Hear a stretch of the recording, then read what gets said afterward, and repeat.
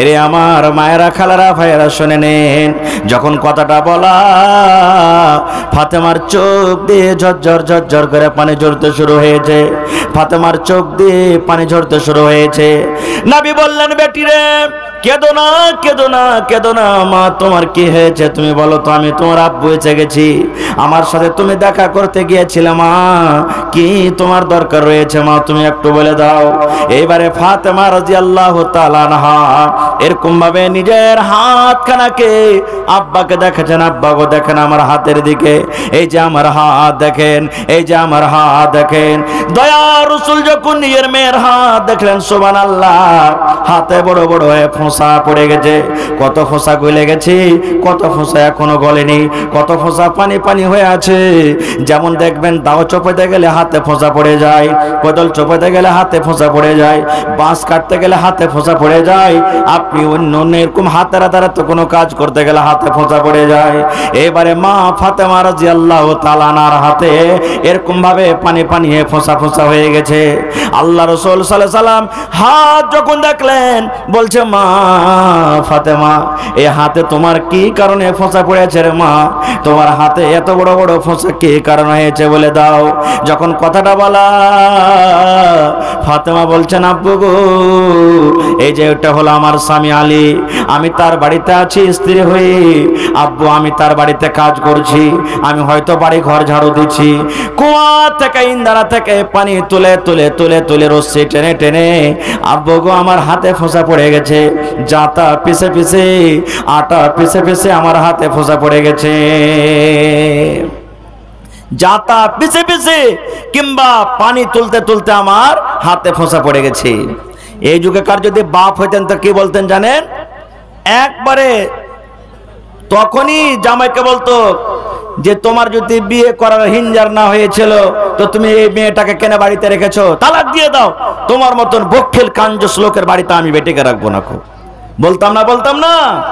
কিন্তু রে সুবহানাল্লাহ, আল্লাহ রাসূল বলেন, ও মা ফাতেমা, ও আমার কলেজার টুকরা মা, তুমি শুনে নাও। মা, তুমি আমাকে হাত দেখালছো, আমার কাছে গোলাম চেয়েছো রে মা। ও আমার বেটি ফাতেমা, তুমি আমার কাছে গোলাম চেয়েছো, চাকর চেয়েছো। চাকর বাড়িতে আসলে তোমার আসানি হবে, তোমার সাহায্য করবে। চাকর বাড়িতে আসতে গেলে তুমি আরাম পাবে।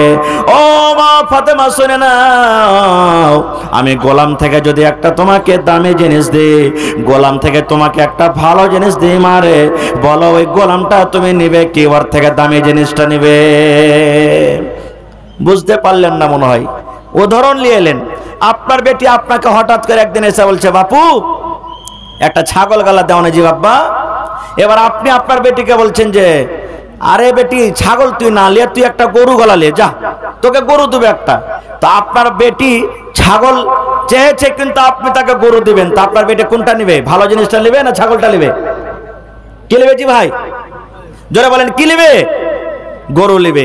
তো রাসূল বলছেন, তুমি আমার কাছে গোলাম চেয়েছো, কিন্তু গোলাম থেকে একটা এর থেকে দামি জিনিস তোমাকে দিতে, তুমি বলো গোলাম নিবে না দামি জিনিসটা নিবে? তো দুনিয়ার কোন এমন বেটি আছে যে বাপ যদি যে জিনিসটা চাইবে ওর থেকে দামি জিনিস যদি দেয় তো দামি জিনিসটাই না নিবে? তো ফাতেমা বলছেন, আব্বা তাহলে আমি গোলাম নিব না, গোলাম থেকে যেটা দামি জিনিস আছে ওটা আপনি আমাকে দিয়ে দেন। যখন কথাটা বলা, সুবহানাল্লাহ, এবারে নবী বললেন, ও ফাতেমা, তুমি শুনে নাও, এশারের নামাজের পর যখন তুমি বিছানায় ঘুমাতে যাবে, এশারের নামাজের পর যখন তুমি বিছানায় ঘুমাতে যাবে, যখন তুমি বিছানায় ঘুমাতে যাবে, বিছানায় ঘুমার আগে আগে, বালিশে মাথা দেওয়ার আগে আগে, মারে তোমাকে তিনখানা আমি দোয়া শিখিয়ে যাই, তোমাকে তিনখানা আমি তোমাকে তসবিহ দিয়ে যাই। সুবহানাল্লাহ, সুবহানাল্লাহ, সুবহানাল্লাহ, সুবহানাল্লাহ 33 বার, আলহামদুলিল্লাহ, আলহামদুলিল্লাহ, আলহামদুলিল্লাহ, আলহামদুলিল্লাহ 33 বার, আল্লাহু আকবার, আল্লাহু আকবার, আল্লাহু আকবার, আল্লাহু আকবার 34 বার। রাসূল বললেন, ও মা, ও আমার কলিজার টুকরা ফাতেমা, বিছানায় ঘুমার আগে আগে এশারের নামাজের পর 33 বার সুবহানাল্লাহ, 33 বার আলহামদুলিল্লাহ আর 34 বার যদি তুমি আল্লাহু আকবার পড়তে পারো মা, তাহলে আল্লাহ রাব্বুল আলামিনের নিকটে হচ্ছে আল্লাহ রাব্বুল আলামিনের কাছে একটা গোলাম থেকে বেশি ভালো দামি। সুবহানাল্লাহ। তাহলে ওয়াদা করলেন বেশি মন্ত্র লাগবে না, টাকা লাগবে না। এশারের নামাজের পর যখন বিছানা আপনি ঘুমাইতে যাবেন, বালিশে মাথা দেওয়ার আগে আগে, বিছানায় ঘুমার আগে আগে 33 বার সুবহানাল্লাহ, 33 বার আলহামদুলিল্লাহ, আর 34 বার আল্লাহু আকবার আপনি পড়বেন।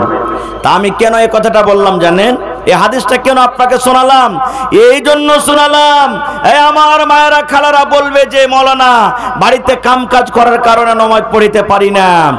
মা ফাতেমা এত বাড়িতে কাম করতেন যে তার হাতে ফোঁসা পড়ে গেছে, কিন্তু রসুল তাও তাকে বলেনি যে তুমি নামাজ পড়িও না। খুব কত মা খালা এমন আছে যে স্বামী নামাজ পড়বে আর পুরুষটা নামাজ, স্বামী নামাজ পড়বে স্ত্রী পড়বে না। আর কত লোক আছে যে স্ত্রীটা পড়বে স্বামী পড়বে না। এরকম আছে না নেই? হ্যাঁ না বলেন, আছে না নেই? মুহাদ্দিসিনে কেরাম সৌদি আরবের কিছু, সব নয়, সৌদি আরবের কিছু উলামায়ে কেরামের ফতোয়া আছে, যদি পুরুষটা নামাজ পড়ে আর স্ত্রীটা নামাজ না পড়ে তো ওর রিশতা খতম, তালাক হয়ে যাবে অটোমেটিক। স্ত্রীটা নামাজ পড়ছে, পুরুষটা নামাজ পড়ে না, তা তালাক হয়ে যাবে। সৌদি আরবের কিছু উলামার ফতোয়া আছে এটা। এবার আপনি বুঝে দেখেন যে নামাজটা কি জিনিস। নামাজের ফজিলত আল্লাহ বাঁচিয়ে রাখে, ইনশাআল্লাহ কোনো জালসাতে বলবো। তবে মা খালারা নিজের স্বামীকে যদি লাইনে নিয়ে আসতে চাহে, মা খালারা নিজের স্বামীকে যদি হেদায়েতের পথে নিয়ে আসতে গিয়ে কোনো বাহানা ছল করে তে শরীয়তে জায়েজ আছে। আপনারা জানেন যে মানুষ মুখে মুখে বলে যে মায়ের লোকের 36টা কল্লাবে, বলে না? বলে মায়ের লোকের 36টা কল্লাতে একটা কল্লা আপনাকে সামনে আজকে ধরছি। একটা লোক ছিল, ও নামাজ টামাজ পড়তো না, জীবনে নামাজ পড়তো না মোটেই। স্ত্রীটা কিন্তু খুব নেককার, নামাজ পড়তো। মাঝে মাঝে বলতো, হাজি আব্দুল্লাহর বাপ নামাজ পড়ো না, কি নিয়ে যাবে দুনিয়া থেকে জি, এখনই শ্বাসটা বন্ধ হয়ে গেলে সব পড়ে থাকবে, আরে নামাজটা পড়ো, নামাজটা হলো জীবনের সাথে, নামাজটা পড়ো। যখনই কথাটা বলে, আরে তুই পড়, মায়ের লোক যায় বেশি গুনাহগার পাপী, মায়ের লোককে নামাজ পড়তে হবে, মরদ না পড়লেও চলবে, এত কষ্ট করে খাইটা খুঁটে নিয়ে আসছি আর নামাজ পড়বো, তাও তুই পড়। যখনই কথা বলে তখন এই কথাটা বলে।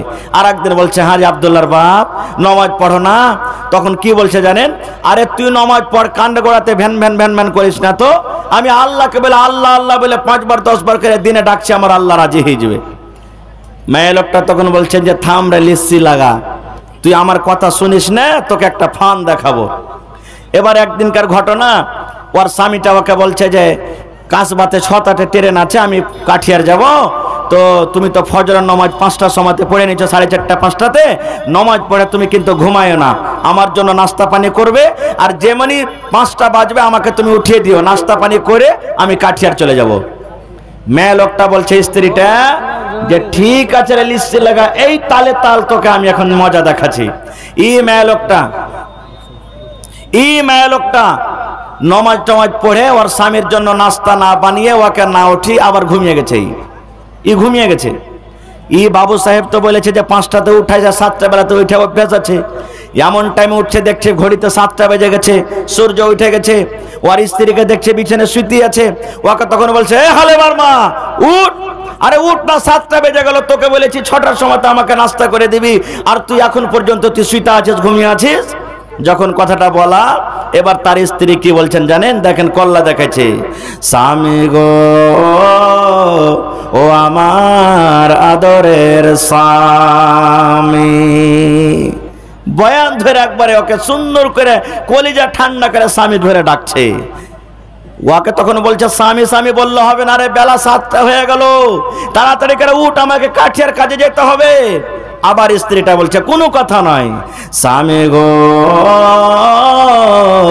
ও আমার আদরের স্বামী। 3-4 বার ডাকা পর তখন ওর পুরুষটার ভিতরে ভয় ঢুকে গেছে, হবে ভালোই তো সুতলো এসারের পর, আর এখন বয়ান ধরে ধরে কানতে লেগেছে, কি হয়ে গেল?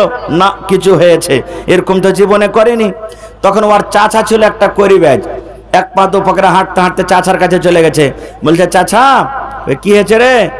দেখো তো তোমার বহুকে কি হয়েছে, আমি ওকে জবাইরে উঠাচ্ছি, স্বামী গো স্বামী গো স্বামী গো বলে ডাকছে, দেখো তো কি হয়েছে না হয়েছে। চল তো। চাচা সাথে সাথে এসেছে। এবার তখন তার স্বামী বলছে, এই আব্দুল্লাহর মা উঠ, চাচা এসেছে, উঠ তো তাড়াতাড়ি করে উঠ। যখন কথাটা বলা আবার ওই বয়ান ধরে কাঁদছেন, স্বামী গো ও আমার প্রাণের স্বামী। যখন 2-3 বার যখন এরকম ভাবে চাচার সামনে ডেকেছে, তখন চাচা বলছে যে ভাতিজা রে, এই জিন ধরা ভূত কিন্তু আমার কাছে নাই রে বাজি, এই জিন আমি ধরতে পারবো না। খো আমার কাছে এরকম কোনো মশান নাই যে আমি এই জিনটাকে ধরতে পারবো, তুই এর থেকে বড় করবে যে আছে ওকে ডাক। যখন ওরা বাড়ি থেকে ঘর থেকে যখন বের হয়েছে, সুবহানাল্লাহ, চট করে ওই বেটি ছেলে ওই বহুটা বিছানে বসে গেছে। বসা পর এবারে নিজের চা শ্বশুরকে ডাক দে বললেন, চাচা গো আমাকে জীবনে কোনোদিন চাচা জেনে ধরেনি, আমাকে ভূতে ধরেনি। চাচা গো আমি ভালো মানুষ, আমার জ্ঞান বুদ্ধি বেরান ভালো আছে গে চাচা। এবার চাচা বলছেন, মা রে তাইলে এরকম তুমি বয়ান ধরে ধরে ধরে ধরে কেন ডেকেছো রে মা? বলছে চাচা গো আপনার ভাতিজা নমাজ পড়ে না, জীবনে কোনোদিন নমাজ পড়ে না গো চাচা। আমি নমাজের যখন কথা বলি আমাকে একটাই কথা বলে, বিবি রে তুমি নমাজ পড়ো, আমি আল্লাহকে আল্লাহ আল্লাহ বলে ডাকছি। আমি নমাজ পড়বো না, আল্লাহকে আল্লাহ আল্লাহ বলে ডাকছি, আমার আল্লাহ রাজি হয়ে যাবে, খুশি হয়ে যাবে। চাচা বলেন, আমার স্বামী 6টার সময়তে বলেছে কাঠিয়ার চলে যাবে, আমাকে নাস্তা করতে বলেছে, আমি 5টা থেকে আমার স্বামী আমাকে উঠায়, এখন থেকে নে মোটামুটি 1 ঘন্টা ধরে আমি স্বামী গো স্বামী গো স্বামী গো বলে কত কলেজা ঠান্ডা করা কথা আমি তাকে ডাকি, কত সুন্দর করে স্বামী গো বলে ডাকি। চাচা এবার আপনি বলেন তো আমার স্বামীর কি পেটটা এতক্ষণ থেকে ভরেনি? বলছে চাচা গো আল্লাহর ইবাদত না করতে গেলে আল্লাহ রাজি হবে না, আল্লাহর বান্দেগি না করতে গেলে আল্লাহ রাজি হবে না, আল্লাহর ইবাদত করতে গেলে আল্লাহ রাজি হবে, শুধু আল্লাহর নামটা আল্লাহ আল্লাহ নিয়ে আল্লাহ রাজি হবে না। যেমন আমার স্বামীকে কত সুন্দর করে আমি স্বামী স্বামী স্বামী বললাম, কিন্তু তার পেট ভরবে না, অতক্ষণ পেট ভরবে না যতক্ষণ পর্যন্ত তার পেটে রুটি না যাবে, ভাত না যাবে, পানি না যাবে, খাবার না যাবে, অতক্ষণ পর্যন্ত তার পেট ভরবে না। এই মতো শুধু আল্লাহর নাম আল্লাহ আল্লাহ বলে আল্লাহ জীবনে রাজি হবে না যতক্ষণ পর্যন্ত আল্লাহ রব্বুল আলামিনের ইবাদত বান্দেগি না হবে। নারে তাকবীর। তো 4টার মধ্যে সর্বপ্রথম কাম হলো কি, যে 5 ওয়াক্ত নামাজ পড়তে হবে। শুধু পুরুষেরা কেন নামাজ পড়তে হবে কিংবা মহিলাকে তা নয়, পৃথিবীতে যত মুসলমান আছে সমস্ত লোকের উপরে আল্লাহ নামাজটাকে ফরজ করে দিয়েছেন, সমস্ত লোককে নামাজ ফরজ করে দিয়েছেন। ভাই আমার এই নামাজ তো 50 ওয়াক্তের ছিল রে ভাই, আল্লাহ কমাতে কমাতে 5 ওয়াক্তের আল্লাহ টেনে নিয়ে এসেছেন।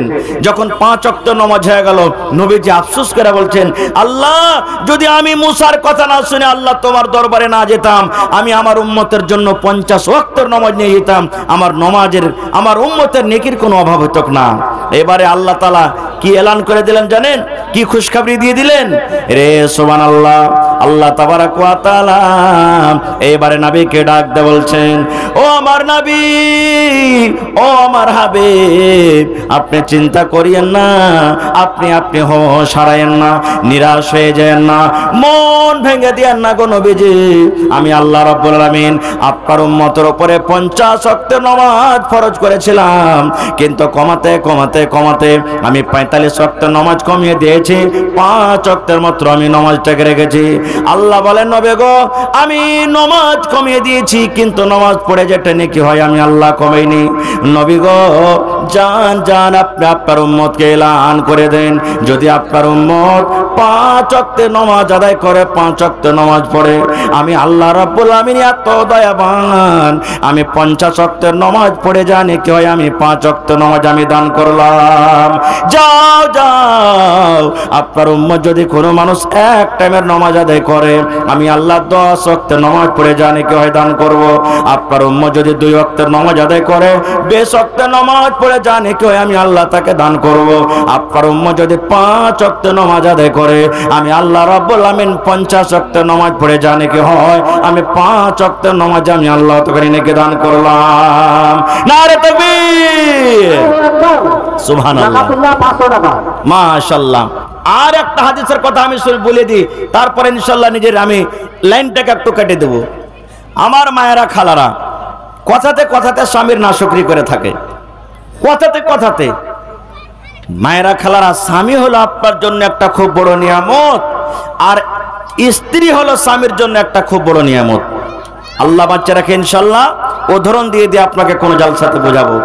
তবে মা খালারা যেই গুনার কারণে, পাপের কারণে রাসূল বলেছেন জাহান্নামের আগুনে দেখেছি, ওই পাপ দুটো আপনাদের সামনে শুধু আমি বয়ান করব। বুখারী শরীফের হাদিস, আল্লাহর নবী সাল্লাল্লাহু আলাইহি সাল্লাম ঈদের নামাজ কিংবা বকরা ঈদের নামাজ পড়ার জন্য ঈদগাহের মাঠে গেছেন। আপনাদের এলাকাতে মহিলারা ঈদ বকরা ঈদের নামাজ মসজিদে পড়ছেন, ঈদগাহে কোথায় পড়ছেন? মসজিদে পড়ছেন, কিন্তু ঈদগাহে নিয়ে যেতে হবে, ব্যবস্থা করতে হবে। ঈদগাহে রাসূলের যুগে মহিলারা নামাজ পড়তেন। এবার আজকে ম্যাকে কথা বলছি, অনেক দূর পর্যন্ত কথা যায়, আওয়াজ যায়। রাসূলের যুগে ম্যাক ছিল না, পুরুষের কাতার আগা দিকে, মহিলাদের লাইন, মহিলাদের কাতার পিছন দিকে। নবীজি যখন ওয়াজ শুরু করলেন, দেখলেন আহারে আমার আওয়াজ তো মহিলাদের কাছে যাই না। নবীজি বেলালকে বলছেন, বেলাল ওঠো আমার সাথে একটু। এবার নবীজি বেলালকে সাথে করে নিয়ে কাতার চিরে চিরে চিরে চিরে ওই পিছন দিকে যে মহিলারা বসে বসে নামাজ পড়লেন ওদের কাছে চলে গেলেন।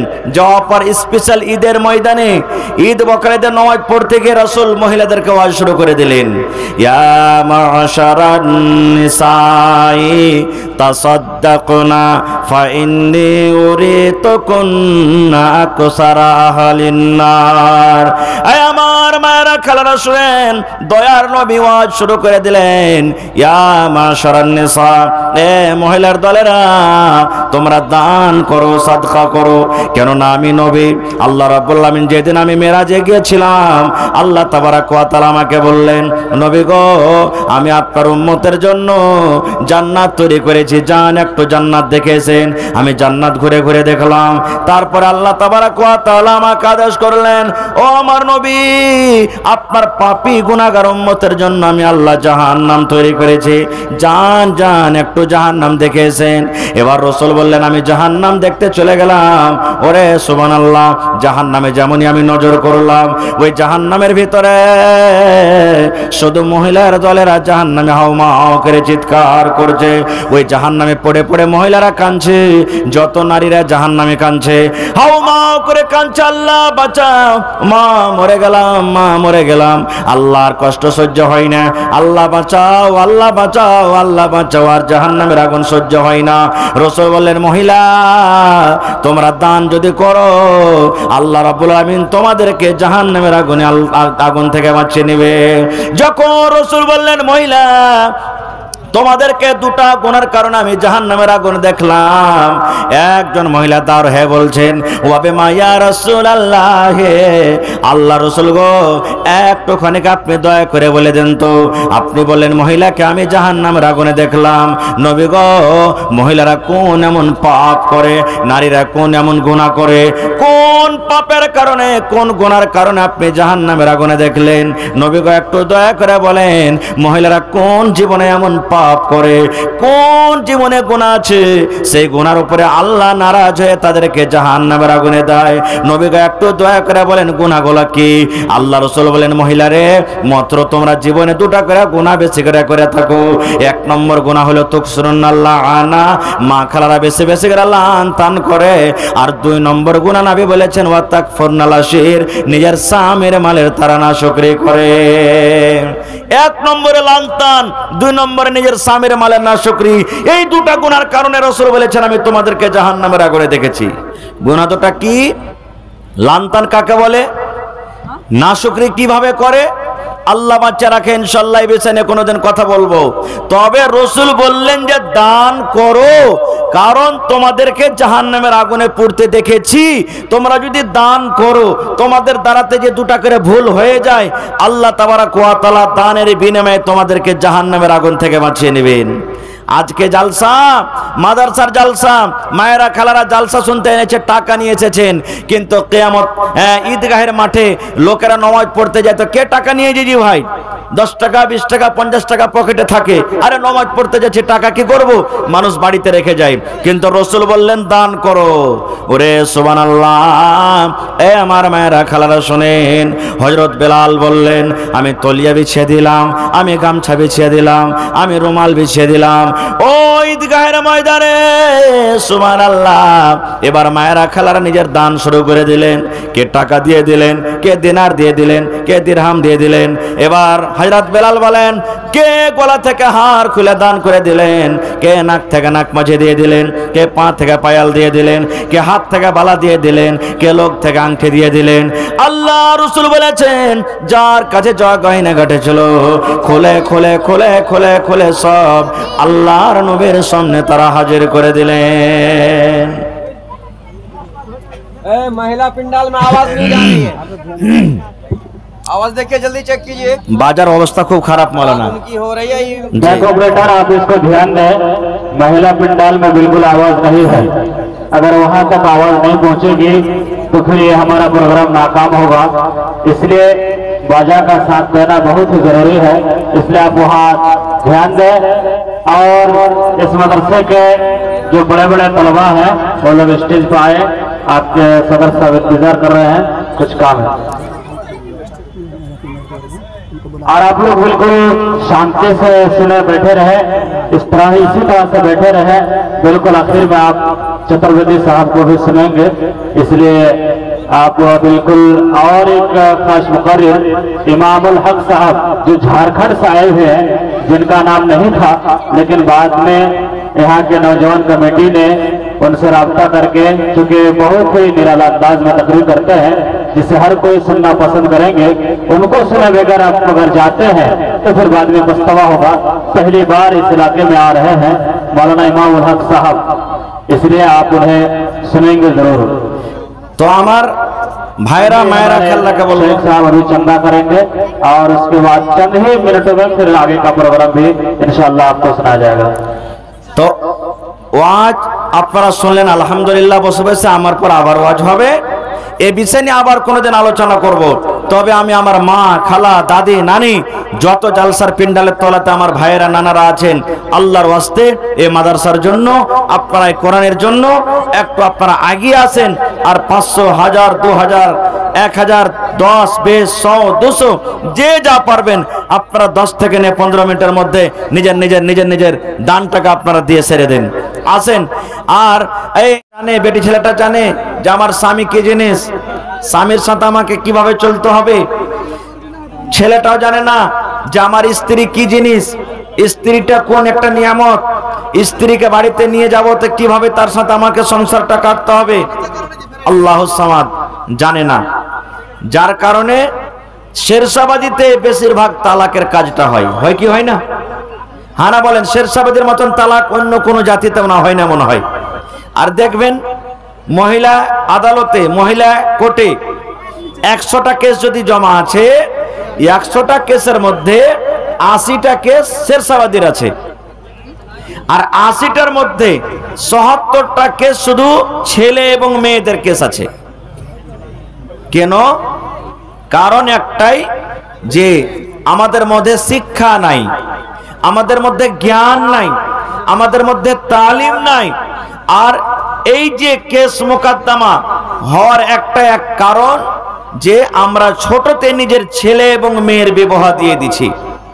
ভাই আমার, আল্লাহর নবী মোহাম্মদ সাল্লাল্লাহু আলাইহি সাল্লাম 1400-1450 বছর আগে যুবকদেরকে ডাকতে বলছেন, ইয়া মাশারাশ শাবাব, এই যুবকের দল যারা জওয়ান হয়েছো, যদি তোমার বিবাহের প্রয়োজন থাকে, বিবাহ করার তোমার শক্তি থাকে, তাহলে তুমি বিয়ে করো। এখানে রাসূল বাতের কথা বলেছেন। বাতের মুহাদ্দিসিনে কেরাম কয়েকটা মানে নিয়েছেন। তার মধ্যে হলো কি, যাকে তুমি স্ত্রী করে বাড়িতে নিয়ে আসবে, তার সাথে যদি তোমার সহবাস করার শক্তি থাকে, মিলন করার তোমার ক্ষমতা থাকে, তাকে যদি একটা বাড়ি দিতে পারো, ঘর দিতে পারো, তাকে কাপড় দিতে পারো, তার যেগুলা জীবনীয় দরকার যদি তুমি আদায় করতে পারো, তাহলে তুমি বিয়ে করো। কিন্তু সুবহানাল্লাহ, এখানে জীবনীয় দরকার আদায় কি করবে ভাই? বাপ তো জানছেন যে বেটার বিয়ে দিতে গেলে 2 লাখ 3 লাখ টাকা পাওয়া যাবে, তখন কি করবে? বেটা বড় হয়ে গেছে, এখন বিয়ে দিতে হবে। এবার ওই বাপ তো জানে না যে 3 লাখের বদলাতে আমাকে 5 লক্ষ টাকা আদায় করতে হবে। বিয়ে তো হয়ে গেল, 1 মাস 2 মাস 3 মাস 4 মাসের পর হঠাৎ করে একদিন শুনতে পাওয়া গেল যে ওই ছেলেটাকে ধরে আমার শ্বশুরেরা বেঁধে দিয়েছে। এবার বলছে 5টা মানুষ নিয়ে আয় আর দিয়া তালাক করিয়ে বাড়ি থেকে নিয়ে যা। এরকম হয়েছে না হয় না? সুবহানাল্লাহ। আল্লাহর নবীর জামানাতে, এই আমার ভাইয়েরা মায়েরা খালারা ভালো করে শোনেন, আল্লাহর নবীর জামানাতে এক বাপ নিজের বেটির বিয়ে দিবে, বাপ নিজের বেটির বিবাহ দিবে। বেটি বলছে আব্বু আমি বিয়ে করব না খো। বাপ বলছেন তোমার বিয়ে দিব, বেটি বলছে আব্বু আমি এখনো বিয়ে করব না খো। বাপ চলে গেলেন নবীর দরবারে, আল্লাহ রাসূলকে শিকায়ত করলেন, নবীজি আমার মেয়ের আমার বেটির বিবাহ আমি দিব, কিন্তু আমার বেটি তাইয়ার হয় না, রাজি হয় না, আপনি আমার বেটিকে তো একটু বুঝান। রাসূল বললেন তোমার বেটিকে এনেছো? বলছে না। বলছে যাও তোমার বেটিকে নিয়ে এসো। পরের দিন বেটিকে সাথে করে চলে গেলেন। এবার রাসূল বলছেন যে আরে বাবা, তোমার আব্বা নাকি তোমার জন্য একটা সুন্দর বর ছেলে খুঁজেছে, তোমার বিয়ে দিবে, আর তুমি বলছো যে আব্বা আমি বিয়ে করব না। কেমন কি খবর? তোমার আব্বা যদি তোমার জন্য একটা ছেলে খুঁজছে, তুমি রাজি হয়ে যাও। এই আমার মায়েরা খালারা ভাইয়েরা, নবীর হাদিস শুনেন। এবার সেই বেটি ছেলে, সেই মহিলাটা আল্লাহ রাসূলকে প্রশ্ন করছেন, কি জানেন? আল্লাহর নবী গো, আমার বাপ আমার বিয়ে দিবে, আমি রাজি হয়ে যাব গো দয়ার নবী। আল্লাহর নবী গো, বাপ আমার বিয়ে দিবে, আমি রাজি হয়ে যাব, কিন্তু নবী গো আমার একটু জানার দরকার রয়েছে, যে আমার স্বামী হবে, ধরেন আমার বিয়ে হয়ে গেল, যে আমার স্বামী হবে, আমি যার স্ত্রী হব, আমাকে আমার স্বামী বিয়ে করে তার বাড়িতে নিয়ে চলে যাবে। এবার বাড়িতে যাওয়ার পর আল্লাহর নবী গো, আমার স্বামীর আমাকে কতটুকু কথা মেনে চলতে হবে, আমার উপরে আমার স্বামীর কতটুকু হক রয়েছে গো নবীজি, আমার স্বামীর কতটুকু কথা আমাকে মানতে হবে গো দয়ার নবী, একটু বলে দেন। এবার রাসূল বললেন, মহিলা তোমার উপরে তোমার স্বামীর অতটুকু হক রয়েছে, তোমার উপরে তোমার স্বামীর অতটুকু হক রয়েছে আল্লাহর বান্দী। রাসূল বললেন, মহিলা তোমার স্বামীর শরীরে যদি ফোট হয়ে যায়, ঘা হয়ে গেছে, ফোট হয়ে গেছে, ফোট পেকে গেছে, পুজ চুইছে, রক্ত চুইছে, খুন চুইছে, এই মতো অবস্থাতে আল্লাহ রাসূল বললেন, মহিলা তোমার স্বামীর গোতরে ফোট উঠেছে, ফোট পেকে গেছে, খুন চুইছে, রক্ত চুইছে, এই মতো অবস্থাতে যদি তোমার স্বামী তোমাকে বলে, এই আব্দুল্লাহর মা, এ হালেমার মা, জায়েদার মা, খালেদার মা, বিবি রে আমার গায়ে আমার শরীরে একটা ফোট উঠেছে রে বিবি, ফোট পেকে গেছে, খুন চুইছে, রক্ত চুইছে, পুজ চুইছে রে বিবি, তুমি তাড়াতাড়ি করে খুনটাকে সাফ করে দাও, এই পুজকে সাফ করে দাও, এই রক্তকে তুমি তাড়াতাড়ি করে সাফ করে দাও। আল্লাহ রাসূল বলেছেন, এ মহিলা তোমার স্বামী যদি তোমাকে বলে, বিবি রে তুমি পানি দিয়ে সাফ করতে পারবে না, তুমি রক্তকে পানি দিয়ে সাফ করতে পারবে না, তোলা দিয়ে সাফ করতে পারবে না, কাপড় দিয়ে তুমি সাফ করতে পারবে না রে বেবি, আল্লাহ রাব্বুল আমিন তোমাকে জিহ্বা দান করেছেন, তুমি জিহ্বা দিয়ে চেটে চেটে চেটে চেটে তুমি খুনকে সাফ করে দাও। আল্লাহ রাসূল বলেছেন, মহিলা তোমার স্বামী যদি তোমাকে বলে, বিবি রে আমার শরীরে ঘা হয়েছে রে বিবি, আমার শরীরে ফোট উঠেছে, তুমি জিহ্বা দিয়ে চেটে চেটে চেটে চেটে তুমি ঘাকে সাফ করে দাও, তুমি জিহ্বা দিয়ে চেটে চেটে চেটে তুমি রক্তকে সাফ করে দাও। রাসূল বলেছেন, মহিলা তোমার স্বামী যদি তোমাকে এরকম ভাবে আদেশ করে, ইনকার করতে পাবে না, ইনকার করতে পাবে না, ইনকার করতে পাবে না, তোমাকে জিহ্বা দিয়ে চেটে চেটে চেটে তোমাকে সাফ করতে হবে। নারে তাকবীর, সুবহানাল্লাহ। শুধু তা নয়, আল্লাহর রাসূল আরো বলেছেন, এ আমার মায়েরা খালারা, যদি কোনো মা, যদি কোনো খালা, দাদি, নানি রুটি তৈরি করছে, রুটি বানাইছে খোলাতে, তাওয়াতে, এ ভাই তোমরা এত গল্প কেন করছো জি? আমার যে ডিস্টার্ব হচ্ছে এখানে, এ ভাই তোমরা যে আছে পিছে দিকে কুর্সি খালি আছে, মোবাইল ছেড়ে চলে যাও, এত কেন তোমরা ডিস্টার্ব করছো? সবটি উঠো উঠো, মানুষ একটা গল্প করে যে মায়ের লোকের মুখ আর ছাগলের মুখ বরাবর হয়, তাই ইউটিউব ওয়ালা ভাইয়ের মুখ আর ছাগলের মুখ এক হয়ে গেছে। আরে লাগিয়ে দিলে মোবাইল লক করে বসে থাকো। কোনো কথা কহার আছে তো একটু ইশারাতে কহো, আস্তে কহো।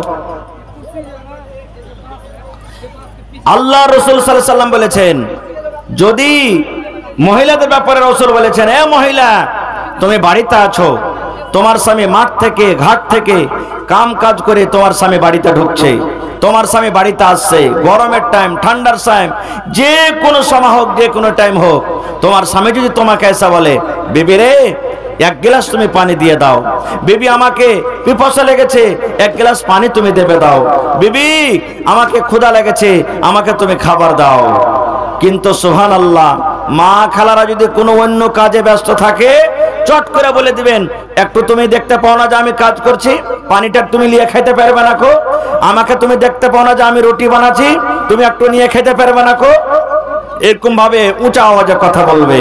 কিন্তু ওরে সুবহানাল্লাহ, আল্লাহ রাসূল বলেছেন, ও আমার মায়েরা খালারা শুনেন, নবী বলেছেন, মহিলা তুমি রুটি তৈরি করছো খোলাতে, তোমার রুটি হয়েছে, তুমি রুটি ওঠার জন্য হাতটা বাড়িয়ে দিয়েছো, হাত তুমি বাড়িয়ে দিয়েছো, তোমার রুটি উঠার জন্য তুমি হাত বাড়িয়ে দিয়েছো, এখন তুমি রুটিটা উঠিয়ে নিবে। এই মতো অবস্থায় তোমার স্বামী যদি তোমাকে বলে, বিবির এক গ্লাস পানি দিয়ে দাও, আমাকে ক্ষুধা লেগেছে পানি দিয়ে দাও, আমাকে খাবার দিয়ে দাও, আল্লাহ রাসূল বলেছেন, মহিলা তোমার রুটি জ্বলে যায়, তোমার রুটি পুড়ে যায়, তুমি ছেড়ে দাও, রুটি বানা ছেড়ে দাও, তোমার রুটি পুড়ে যায়, তোমার রুটি ছাই হয়ে যায়, তাড়াতাড়ি করে তোমার স্বামীর কাছে তুমি চলে যাও। এই কথা তুমি বলতে পাবে না, স্বামী গো 2 মিনিট দাঁড়ান, স্বামী গো 5 মিনিট দাঁড়ান, স্বামী গো 10 মিনিট দাঁড়ান, এক্ষুনি আমি আসছি, এক্ষুনি আসছি, আপনার কাছে আমি এখনই আসছি। আল্লাহ রাসূল বলেছেন, মহিলা তোমার রুটি জ্বলে যায়, পুড়ে যায়, ছাই হয়ে যায়, তাড়াতাড়ি করে তোমার স্বামীর কাছে তুমি চলে যাও। সুবহানাল্লাহ। এই মতো পুরুষেরাও করতে হবে ভাই। শুধু স্ত্রীর কাছ থেকে আপনি সবকিছু নেবেন আর স্ত্রীকে কিছু আপনি দিবেন না, তার হক আদায় করবেন না, এটা কিন্তু শরীয়তে দেয়নি। শরীয়তে অনেক কিছু দিয়েছেন। আল্লাহ রাসূল সাল্লাল্লাহু আলাইহি ওয়াসাল্লামের একটা হাদিস আছে, আল্লাহ রাসূল বলেছেন, যদি কোনো মা, যদি কোনো খালা, যদি কোনো বোন, যদি কোনো দাদি বেঁচে থাকাকালে 4খানা কাম করতে পারে, আল্লাহ রাসূল বলেছেন ওই মহিলা জান্নাতের ভিতরে চলে যাবেন। 1 নম্বরে রাসূল বলেছেন, আল মারআতু ইযা সাল্লাত খামসাহা, যদি কোনো মহিলা 5 ওয়াক্তের জীবনে নামাজ পড়তে পারেন। 2 নম্বরে রাসূল বলেছেন, ওয়া সামাত শাহরাহা, রমজান মাসের যদি 1 মাস রোজা রাখতে পারে। 3 নম্বরে নবী বলেছেন, ওয়া হাসানাত ফারজাহা, যদি কোনো মহিলা পর্দাশীলায় থাকে, নিজের সারাঙ্গার হেফাজত করতে পারে, লজ্জাস্থানে হেফাজত করতে পারে। 4 নম্বরে নবী বলেছেন, ওয়া তাআদ বালাহা, যদি কোনো মহিলা নিজের স্বামীর খিদমত করতে পারে। আল্লাহ রাসূল বলেছেন, যেদিন কিয়ামত কায়েম হবে, হাসরের ময়দান হবে, ওই কিয়ামতের দিন আল্লাহ রাব্বুল আলামিন ওই বান্দিকে ডাকতে বলবেন, এরে বান্দে, আমি আল্লাহ তোমার জন্য জান্নাতের 8খানা দরজাকে খুলে দিলাম, যেই দরজা দিয়ে ইচ্ছা তুমি জান্নাতের ভিতরে চলে যাও। 4খানা কাজ করতে হবে জীবনে, তার মধ্যে 1 নম্বর হলো কি 5 ওয়াক্ত নামাজ। এরকম লোক আছে মাই লোক কি যে পুরুষ নামাজ পড়েছে, মাই লোককে কয়ে পারি না ভাই নামাজ পড়ে না, একটু বারবার মসজিদকে যেতে পারে মেহরবানি। তো ভাই আমার, তো 5 ওয়াক্তের নামাজ প্রথমে। আমার কত মা খালা এমন আছে যে, হাজী মৌলভী সাহেব আল্লাহ রাসূল তো প্রথমে নামাজ পড়তে বলেছেন 5 ওয়াক্তের নামাজ, তো 8 আনা 4 আনা 10 পয়সা 5 পয়সা ছেলে পিলে, এত ঘেঁটি ঘেঁতরি ছেলে পিলে নিয়ে কেমন করে নামাজ পড়বো বলে, কি বলে না? কত মা খালা এমন আছে যে নামাজ পড়িতে পারি না, যে মাওলানা বাড়িতে এত কাজ কাম করছি যে কাজ কাম করার সুবহানাল্লাহ আমাদের ফুরসত হয় না। ওই সমস্ত মা খালাকে বলবো, বুখারী শরীফের হাদিস, আল্লাহর নবীর ছোট মেয়ে ফাতেমা রাদিয়াল্লাহু তাআলা আনহার থেকে কি আপনি বেশি কাম করছেন? ফাতেমা কত কাম করতেন জানেন? ফাতেমা কত কাম করতেন, সুবহানাল্লাহ। আল্লাহুস সামাদ। একটা হাদিসের কথা শুনেন, আল্লাহর নবীর মেয়ে ফাতেমা রাদিয়াল্লাহু তাআলা আনহা একবার আব্বার বাড়ি চলে গেছেন, গোলাম চাইতে চলে গেছেন আব্বার বাড়ি। কাম কাজে আসানি হবে বলে, আমার সাহায্য করবে বলে আল্লাহ রাসূলের বাড়ি চলে গেছেন। যেই টাইমে মা ফাতেমা নবীর সাথে দেখা করার জন্য গেলেন, ওই টাইমে নবীজি বাড়িতে নাই। মাঠে ময়দানে গেছেন, হয়তো তাবলীগের কামে গেছেন, নবীজি বাড়িতে নেই। এবার সতার মা হযরত ফাতেমার সতার মা হলেন কে? মা আয়েশা রাদিয়াল্লাহু তাআলা আনহা, আল্লাহ নবীর একজন স্ত্রী। তো মা ফাতেমা গিয়ে বলছেন যে মা, আব্বা বাড়িতে নেই, মানে নবীজি বাড়িতে নেই। তো হযরত আয়েশা বলছেন যে ফাতেমা, তোমার আব্বা বাড়িতে নেই, বাহিরে দাওয়াতের কাজে বা কোনো কাজে গেছেন, তোমার আব্বা এখন এই টাইমে বাড়িতে নেই। তো মা আয়েশা বলছেন যে বলো মা ফাতেমা, কি দরকার আছে তোমার আব্বার সাথে, বলো, আসবে তখন আমি বলে দেবো। তো মা ফাতেমা বলছেন যে না, আব্বা আসবে তখন বলবো, আমি চলে গেলাম। বাড়ি চলে গেলেন ফাতেমা রাদিয়াল্লাহু তাআলা আনহা। এই মায়েরা ভাইয়েরা শুনেন হাদিসটা ভালো করে। এবার সন্ধ্যাবেলা তো নবীজি বাড়িতে ঢুকছেন। ওরে সুবহানাল্লাহ, যেমন বাড়িতে ঢোকা, এবারে মা আয়েশা রাদিয়াল্লাহু তাআলা আনহা বলেন, ইয়া রাসূলুল্লাহ, আল্লাহর নবী গো, আপনার কলেজার টুকরা আদরের মেয়ে ফাতেমা বাড়িতে এসেছিল। নবী গো, আপনাকে দেখা করার জন্য আপনার কলেজার টুকরা ফাতেমা এসেছিল। আল্লাহ রাসূল বলছেন, বিবি রে, আমার ফাতেমা কি বলেছে তুমি দয়া করে বলে দাও। এবারে মা আয়েশা বললেন, ইয়া রাসূলুল্লাহ, আল্লাহ নবী গো, আপনার খবর পেয়ে ফাতেমা ঘুরে চলে গেল, আমাকে বলল না কিছু। বললেন, মা, আমার আব্বা যখন আসবে আমি ডাইরেক্ট আমার আব্বাকে আমি বলবো, তোমাকে বলবো না। নবীজি মেয়েকে কত ভালোবাসতেন দেখেন। দয়ার নবী বাড়িতে আর টিকলেন না, দয়ার নবী বাড়িতে আর আরাম করলেন না। ওই রাতারাতি সুবহানাল্লাহ, হাঁটতে হাঁটতে হাঁটতে নবীজি মেয়ের বাড়ি চলে গেলেন, ফাতেমার বাড়িতে গেলেন। এমন টাইমে বাড়িতে ঢুকছেন ফাতেমা, আল্লাহ রাসূল সাল্লাল্লাহু আলাইহি ওয়াসাল্লাম এমন টাইমে বেটির বাড়িতে ঢুকছেন। ফাতেমা বলেন, আমি ফাতেমা আর আমার স্বামী হযরত আলী আমরা দুইজন বিছানায় শুয়ে গেছি। এমন টাইমে নবী বাড়িতে ঢুকছেন, বেটির বাড়িতে, যে ফাতেমা বলছেন যে আমিও শুতে গেছি আর আমার স্বামী আলীও শুতে গেছি। ইজাজত চাইলেন, ফাতেমা বাড়িতে আছো মা? যেমনই নবীর আওয়াজ পাওয়া, ফাতেমা বলছেন ধসমস করে আমরা বিছানা থেকে উঠতে গেলাম। রাসূল বলছেন, বেটি উঠতে হবে না, তুমি আর আলী বিছানে যেভাবে তোমরা শুয়ে আছো শুয়ে থাকো, উঠতে হবে না তোমাকে। মা ফাতেমা বললেন, আমার আব্বা নবীজি আমার ঘরের ভিতরে গেলেন, আর আমি একদিকে বিছানাতে শুতে আছি, আমার স্বামী আলী শুতে আছেন একদিকে, আমাদের দুজনের মধ্যখানে নবীজি বসে গেলেন, আমাদের দুজনের মধ্যখানে নবীজি বসে গেলেন। সুবহানাল্লাহ। এবারে রাসূল বেটিকে বলছেন, মা, আমি নাকি শুনলাম তুমি আমার সাথে দেখা করতে গিয়েছিলে মা। মা গো, কে তোমার দরকার ছিল মা, তুমি একটু আমাকে খুলে বলো।